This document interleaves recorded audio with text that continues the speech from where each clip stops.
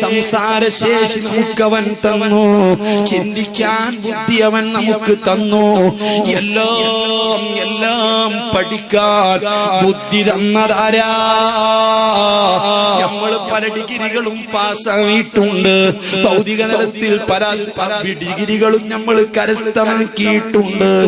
LLB മുതൽ അതേ IPS മുതൽ IAS മുതൽ BA മുതൽ ഇങ്ങനെ പലതും പഠിക്കുന്നുണ്ട്.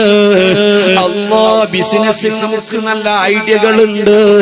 ബാംഗ്ലൂരിലും ബോംബെയിലും ഗൾഫിലും ചെന്നിട്ട് വലിയ ബിസിനസ്സുകൾ നടത്തിയിട്ട് കോടികൾ സമ്പാദിക്കുന്നുണ്ട്. അതിന് നല്ല ഐഡിയ നമുക്കുണ്ട്.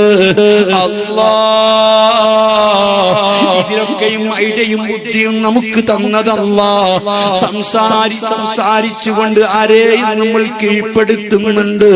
ശേഷി തന്നതല്ല, കാണാൻ കാഴ്ച തന്നതല്ല, വളരെ സുന്ദരമായ ശരീരം നമുക്ക് തന്നത് കൊണ്ടാ നമ്മുടെ ഭർത്താവിന് നമ്മൾ പ്രിയപ്പെട്ടവളായത്, ഭാര്യയ്ക്ക് നമ്മൾ പ്രിയപ്പെട്ടവനായത്.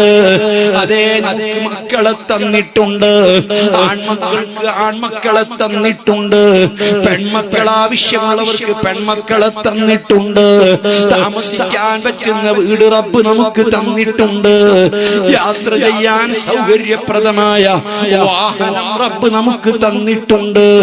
ഇങ്ങനെ എത്രയെത്ര അനുഗ്രഹങ്ങളാ, എത്രയെത്ര നിഅമത്തുകളാ മോനെ. ഒരു നേരം ഭക്ഷണം കഴിക്കുമ്പോ ഭക്ഷണം നിന്റെ വായിൽ നിന്ന് താഴേക്ക് ഇറങ്ങുന്നില്ലെങ്കിൽ അവസ്ഥ എന്താ? ഇഷ്ടം പോലെ വെള്ളം കുടിക്കാൻ നമുക്ക് പറ്റുന്നുണ്ട്, ഏത് വെള്ളവും കുടിക്കാൻ നമുക്ക് പറ്റുന്നുണ്ട്. അതേ സമയത്ത് എത്രയെത്ര ആളുകളുണ്ട് കൃത്യമായി കണക്കാക്കപ്പെട്ട വെള്ളം മാത്രം കുടിക്കാവൂ എന്ന് ഡോക്ടർമാര് വിധി എഴുതിയിട്ട് കഷ്ടപ്പെടുന്നവരുണ്ട്. ഇക്കഴിഞ്ഞ റമദാനിൽ ഒരു സഹോദരൻ, 19 വയസ്സുള്ള ഒരു സഹോദരൻ എന്നെ കണ്ടപ്പോ പൊട്ടിക്കരഞ്ഞുകൊണ്ട് പറഞ്ഞു, ഉസ്താദേ, റമദാനാ, നല്ല ചൂടുള്ള സമയമാ, വല്ലാത്ത ദാഹമാ, എന്റെ മക്കളും എന്റെ കുടുംബവും ഭാര്യയും എല്ലാവരും ഇഷ്ടം പോലെ മധുരമുള്ള വെള്ളം കുടിക്കുന്നു, തണുത്ത വെള്ളം കുടിക്കുന്നു, ജ്യൂസ് കുടിക്കുന്നു, പലതും കുടിക്കുന്നു.